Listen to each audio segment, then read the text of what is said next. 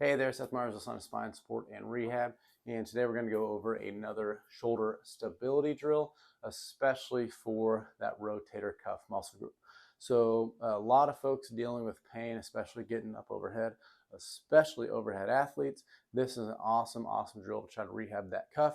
So this is kind of a two-in-one. I kind of made this drill up myself, so I don't really have a great name for it, but the setup is going to be kicking the feet out slightly in front of us with bent knees so that our spine can sit flush against the wall like you see here.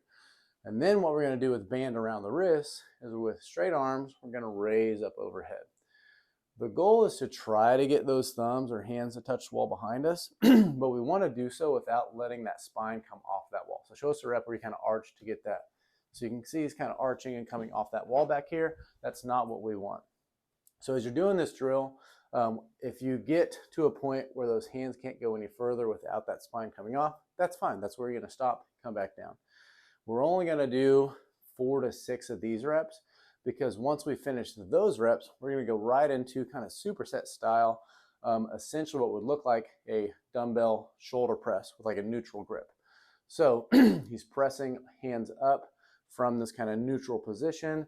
Forearms are staying nice and lined up. And again, what we're working on here is that cuff, working on getting up overhead after we've already done some basically like front raises. So it doesn't take a lot of reps and it doesn't take a lot of resistance for you to get a nice shoulder burn with this. So he's probably already getting a little bit himself. So this is a pretty light band. If you have trouble keeping those wrists in line, you probably need to go lighter. But usually I'm telling folks to go 4 to 6 reps for both things. So 4 to 6 or 4 to 6, so anywhere from 8 to 12 reps in total. And then the whole time we do it, we want to try to keep that spine flush against that wall. That's going to help a lot with that shoulder mobility. So if you're dealing with shoulder pain, you're trying to strengthen up that rotator cuff, or you're an overhead athlete, I would say give this drill a shot.